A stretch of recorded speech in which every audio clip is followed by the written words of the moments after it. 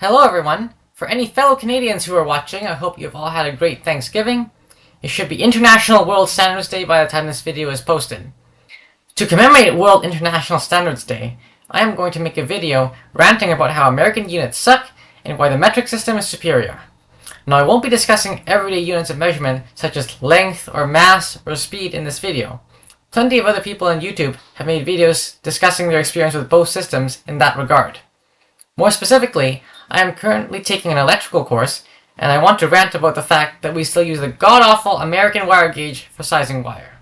For the sensibly minded 90% of the world that doesn't know what I'm talking about, the AWG system is an ancient, ass-backward system where the wire gets bigger as the number gets smaller. And beyond a certain point, we use an arbitrary unit of cross-sectional area that increases with wire size. For example, here is a number 18 wire, and here is a number 8 wire. Are you thoroughly confused yet? Hey everyone, editing me here. I'll link to some of these Reddits down below so that you can check it out yourself, but this is the type of thing I'm talking about. AWG gets bigger as the wire gets smaller, unless it's so big you put a slash in it, or go bigger again and suddenly becomes measured in hundreds. Who the came up with this? And for North Americans who aren't aware, 90% of the world uses standard millimeter squared cross-sectional area as defined by IAC standard 6228. And being in North America, I don't have any samples of metric wire size to show you. So just look up any YouTuber or electrician from outside of North America. The size chart is on the front here. And unfortunately, because they're mostly used in America, they use a gauge system, which is numbers rather than millimeters squared like we use in the UK.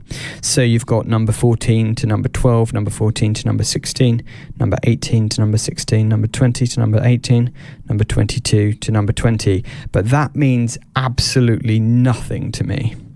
To be fair, in practice, most people, including myself, eventually get used to using the gauge system for wires in residential construction. At the end of the day, it's just a pseudo-standard figure identifying a certain wire size. However, all of the problems begin when you start trying to calculate the resistance of said wire. Let's start with the good news. The 2024 edition of the CEC was considerate enough to include metric and conductor sizes in table D18 to further align itself with international standard. Now let's talk about why this American system makes no sense. When you're calculating the resistance of a conductor, one of the things you need to know is the cross-sectional area of the conductor. Right off the bat, the gauge system makes no attempt to reflect the cross-sectional area of a conductor. Instead, do you want to know what idiosyncratic system the Americans came up with? That's right, a circular mill. Now, if you've taken basic grade 7 math, you'll know that the area of a circle is pi r squared. Naturally, you would think that the Americans would do something similar using their customary measurements, but alas, being Americans, they decide to drive a totally novel unit of area by squaring the diameter. Not so surprising, since some have said Americans were hardly able to wrap their minds around the definition of pi and have a history of pulling measurement units from thin air. England and the USA refused to accept a measure based on a French line, and, well, we all know how that turned out.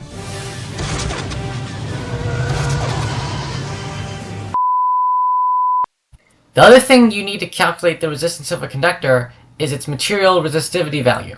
Now in this textbook, by the way, the dimwits who were responsible for writing this textbook couldn't even be bothered to write the exponents properly, which is just Anyways, like I was saying, this textbook defines resistivity as ohms per mil foot, which is a complete measurement of resistivity for multiple reasons.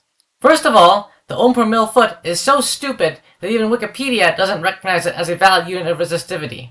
Second of all, it's just completely wrong. The way it's written makes it sound like ohm divided by mil times foot, when it's actually ohms times mil per foot. Seeing that these two formulas are the same, it's like saying power equals energy or speed equals acceleration. If you aren't aware of this peculiarity in American units, you will get over the second you attempt to do any sort of dimensional analysis. In the case of this formula, a mil is referring to the damn diameter squared unit I was crapping all over earlier. We go backwards till we hit 1 naught, start going up, and then we go metric. KC, oh, the letter K, C. Yep, 1,000 circular millimeters. Contrary to everything you learn in your metrified physics classes, this textbook wants you to win the formula by hopefully plugging numbers into the right place, because good luck trying to do any sort of dimensional analysis to double check your work with made-up arbitrary units. Do you want to know what 95% of the world uses for calculating resistivity? That's right, the ohm meter. This just goes to show how overcomplicated and non-standard the Americans like to make things. American standard, more like American non-standard. Did you notice that the ohm mil foot contains 3 units, while the ohm meter references 2? Who knew that the SI system of measurements enables the possibility to greatly simplify units and calculations? Step 2. Convert meters to feet. How about you convert your stupid formula to take meters instead of feet? The metric calculation for wire resistance is rho times length over cross-sectional area, where rho is resistivity in ohm meters, length is in meters, and cross-sectional area is in square meters. Now, working in square meters is a little bit awkward when wires are sized in square millimeters, but this is why scientific notation was invented. For example, let's calculate the resistance of 30 meters of 2.5 square millimeter copper wire. The rho value of annealed copper is approximately 1.72 times 10 to the negative 8 ohm meters. 2.5 square millimeters is equal to 2.5 times 10 to the negative 6 square meters. Using the formula R equals rho times length over cross-sectional area, we can determine that the resistance of this copper wire is 0.2064 ohms. Look at how simple that was. We didn't have to deal with nonsensical units, meters cancels out perfectly to ohms, everything makes sense. Find the length of this wire in feet. How about I give this textbook a few strokes with my own feet?